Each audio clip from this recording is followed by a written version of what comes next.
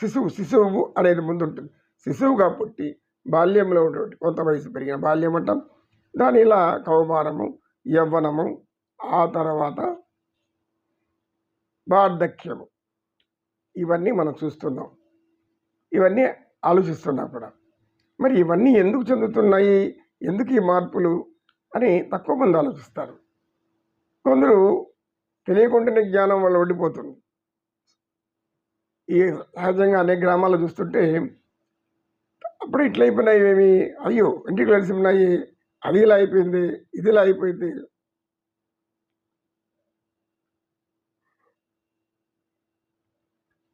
అని అంటూ ఉంటారు. అంటే వాళ్ళు ఎవరిలో ఉన్నటువంటి వాళ్ళు అయ్యో ఇట్లా మారిపోయినాయి ఏమంటే, గ్రామస్తులు ఏమంటారు, గ్రామంలో ఉండే సామాన్యులకు మన సనాతన ధర్మం వల్ల జీర్ణించిపోయి ఉంటుంది. సనాతన ధర్మం వాళ్ళలో జీర్ణించిపోయడం వల్ల మామూలేనైనా పుట్టడం సావడం మామూలే, వార్ధక్యం రావడం మామూలే, తర్వాత పోవడం కూడా మామూలే, జాతస్య ధ్రువం మరణం అని ఒక సామాన్యుడు అర్థం చేసుకుంటాడు. అదే ఎప్పుడైతే శరీరం మీద ప్రేమ పెంచుకొని శరీరానికి అన్ని పోషణతో మొదలుకొని సర్వ అలంకారాలు మొదలుకొని చేస్తూ చూసుకుంటూ మన ఆనందిస్తూ ఉన్నప్పుడు ఏమవుతుందంటే దేహం మీద అభిమానం పెరుగుతూ ఉంటుంది. ఇది తప్పనిసరి ఎవరికైనా కూడా. దేహాభిమానం అనేది మహా పండితులు కూడా సహజమే.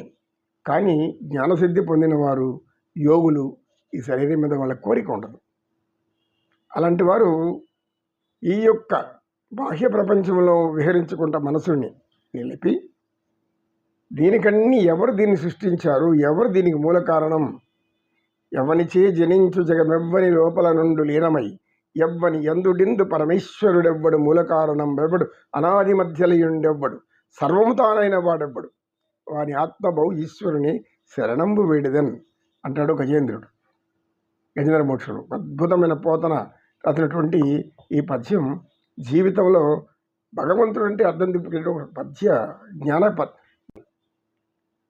కాబట్టి ఆ ఒక్క మాటలో ఒక పద్యంలో ప్రపంచాన్ని చూపించేశాడు మనకు పోతన మహాకవి. కనుక శ్రీకృష్ణ పరమాత్మ ఏం చేశాడంటే, శ్రీ భగవాన్ ఉవాచ దేహినోస్మిన్ యదా దేహి కౌమారం యవ్వనం జరా తదా దేహాంతర ప్రాప్తి ధీర తత్ర నముహ్యతి. మానవ జన్మ ఎలా ఉంటుంది, ఎలా పోతుందని చెప్పడానికి చెప్తున్నాడు ఆయన. దేహం దేహి, దేహినోస్మిన్ యదా దేహి. దేహి అంటే ఎవరు? దేహము అంటే దేహము అంటే ఈ శరీరం. దేహి అంటే ఈ శరీరంలో ఉన్నటువంటి ఆ చైతన్య శక్తి అయినటువంటి పరమాత్మని యొక్క ప్రతినిధి. మాట్లాడించేది ఆయనే, చూస్తున్నది చూపించేది ఆయనే, అన్ని చేయించేది ఆయనే, బుద్ధి కర్మానుసారి. కనుక అర్థం చేసుకుంటే తప్పులు ఎవరు చేయరు, పాపాలు ఎవరు చేయరు, పాపకార్యాల జోలికే పోరు. ఎందుకు? రాబోయే జీవితం ఎలా ఉంటుందో, రాబోయే జన్మ ఎలా ఉంటుంది, ఇప్పుడే లేని జన్మ మళ్ళీ మనకెందుకు రాబోయే జన్మ, ఇది ఉందో లేదో అని కూడా ఆలోచిస్తారు కొంతమంది. ఉన్నా లేకపోయినా మన కళ్ళ ముందు కనపడుతుంటారు. మనుషులంతా ఒకే రీతిలో ఉన్నారా? లేరు. అనేక ఆరోగ్య సమస్యలతో బాధపడుతున్నారు, పేదరికంలో బాధపడే వాళ్ళు ఉన్నారు, మధ్యతరగతితో బాధపడేవాళ్ళు ఉన్నారు, ఇక పీడితులు, పీడించేవాళ్ళు, ఇలాంటి వాళ్ళు సమాజంలో కొంతమంది ఉంటారు, వాళ్ళతో పీడించబడుతూ ఉంటారు. ఇలా అనేక విధాలు మనకు కనబడుతుంది. ఏం తేడాలు? అందరూ ఎందుకు మంచిగా ఉండలేదు? సృష్టి చేసినది దేవుడైన మరి నాశము నేల సృజించే,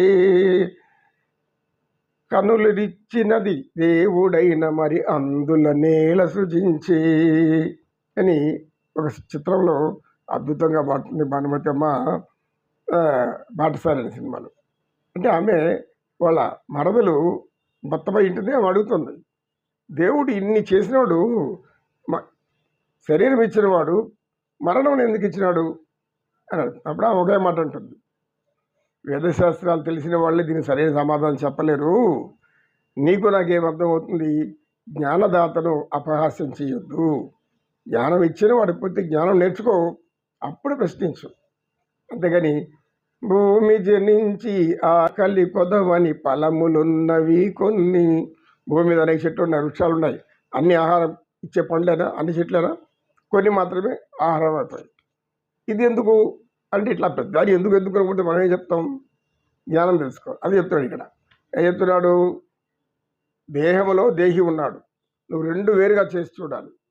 దేహము నేనే, దేహి నేనే అని అనుకుంటున్నంత వరకు శరీర అభిమానం ఉంటుంది. శరీర అభిమానం ఉంటుంది ఎప్పటి వరకు? ఈ శరీరమే నేను అనుకున్నప్పుడు. కానీ నిన్ను ఎవరైనా అడిగినప్పుడు ఏం చెప్తాం? అది అనేకసార్లు చెప్పుకుంటూనే ఉంటుంటాం. కానీ మనల్ని మనం ప్రతిసారి ప్రశ్నించుకుంటుండాలి. మనలో తర్కం అనేది ఉంటుంది. అంటే అంతర్గత సంభాషణ ఉంటుంది. మనలో మనం మాట్లాడుకుంటుంటాం. మనలో మనం ఉన్నది ఒకడే, మనమే. మన లోపల ఎవరితో మాట్లాడుతుంటాం? మనం ఒక మంచి గురించి వస్తూ మాట్లాడుతుంది, ఇంకొక చెడు గురించి పెడుతుంది, ఇంకొక మోసం చేయమంటూ ఉంటుంది, ఇంకోటి వద్దు అంటుంది. ఎవరు వీళ్ళంతా? మనలో ఎవరున్నారు ఇంకా? ఇప్పుడు ఈ శరీరం ఏవద్దంటే ఏం చెప్తాం? నాది అంటాం. చేతులు కాళ్ళు నాది నాది. మరి నాది నాది అన్నప్పుడు నువ్వు నీది కాందేది? నాదిని ఎందుకు అంటున్నావు? నేనే శరీరం అని అనాలి కదా. నేనే నేనే అనం.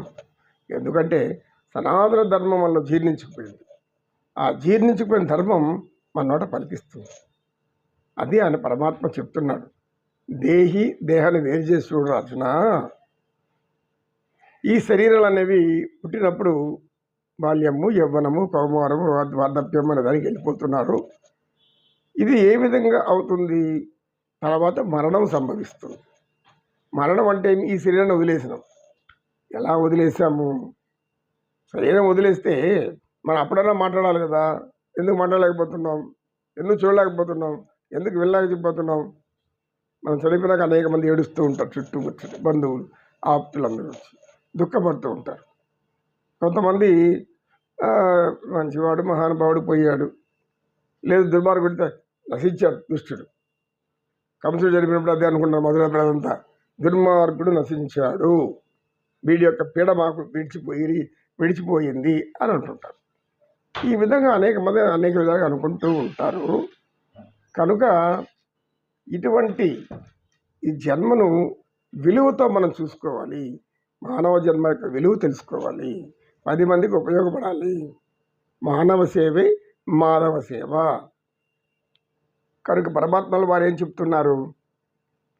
దేహి దేహము వేరనుకున్నప్పుడు అప్పుడు కొద్దిగా జ్ఞానం వస్తుంది మనకు. దేహి ఎవరు? దేహం ఎవరు? దేహం ఏది? దేహి ఏది? దేహి అంటే మనలో ఉన్నటువంటి చైతన్య శక్తి, ప్రాణశక్తి, జీవశక్తి, ఆత్మశక్తి. సృష్టి అంతా నిండి ఉంది. అది మన వెనకాల లేదు, ముందర లేదు అనుకోకూడదు. మన ముందు వెనకాల ఉంది కాబట్టి ప్రాణవాయు తీసుకుని బతుకుతున్నాం. అంటే భగవంతుడు సర్వాంతర్యామి. ఆయన అన్ని రూపాలు ఆయనే ఉంటాడు. నిన్ను పెంచి పోషించేది కూడా ఆయనే. నేను సంపాదించాను, నేను మిగలబెట్టాను, నేను ఇది చేశాను, ఇదంతా నేనే చెయ్యాలి అంత అజ్ఞానము. నేను అనుకునేది అజ్ఞానం. ఎందుకంటే ఆత్మ అజ్ఞానం కాదు. ఆత్మ సంపూర్ణ జ్ఞాన పవిత్రమైనటువంటి స్థితి, భగవంతుని యొక్క స్థితి. అది భగవంతుని యొక్క ప్రతినిధి. కనుక మనం సంపూర్ణ జ్ఞానులము కాదు అనుకొని ఈ శరీరంతో ఇచ్చారీతుల్లో ప్రవర్తిస్తే దానికి ఫలితాలు కూడా అనుభవించాలి. కర్మ ఎవరిని విడిచిపెట్టదు, కర్మయోగం చెప్తుంది. కనుక దేహి వేరు దేహం వేరు. దేహి వేరు దేహం వేరు అంటే ఎప్పుడు అర్థమవుతుంది మనకు? ఈ శరీరము నేను వేరు అనుకున్నప్పుడు, ఈ శరీరం తాత్కాలికమైనది అనుకున్నప్పుడు, ఈ శరీరం ఎప్పటికైనా నశించిపోయేది అనుకున్నప్పుడు, ఈ శరీరం ఎప్పటికైనా మట్టిలోనో నిప్పులోనో పోవాల్సింది అనుకున్నప్పుడు, అలా అనుకున్నప్పుడు మనకు మంచే చేస్తాం. ఎందుకు? పుట్టడం, పెరగడం, పోవడం. ఈ మధ్యకాలంలో మనం చెడ్డవారుగా బతకాలి, మనం ఎందుకు అజ్ఞానులుగా బతకాలి, దుర్మార్గులుగా బ్రతకాలి అని ఆలోచించగలిగితే మారిపోతారు. మనుషులు మారుతారు. అంటే మనల్ని మనమే ప్రశ్నించుకోవాలి. ప్రశ్నించుకోలేనప్పుడు మనలో ఏం జరుగుతుందో మనకు తెలియదు. మనలో ఏవో రేకెత్తిస్తుంటాయి. అది గుణాతీతంగా అన్నాం. అది మళ్ళీ ఆయన గుణత్రయ విభాగం యోగంలో చెప్తారు. ఆయన సత్వగుణం, రజోగుణం, తమగుణం. కనుక దేహినోస్మిన్ యదా దేహి తదా దేహాంతర ప్రాప్తి. అంటే ఈ దేహి ఎప్పుడు వేరైందో, అంటే ప్రాణశక్తి, ఆత్మశక్తి వేరుగా అనుకున్నామో అదేం చేస్తుంది? ఈ శరీరం ఇప్పటికీ దీని యొక్క క్షీణదశ వచ్చేసింది.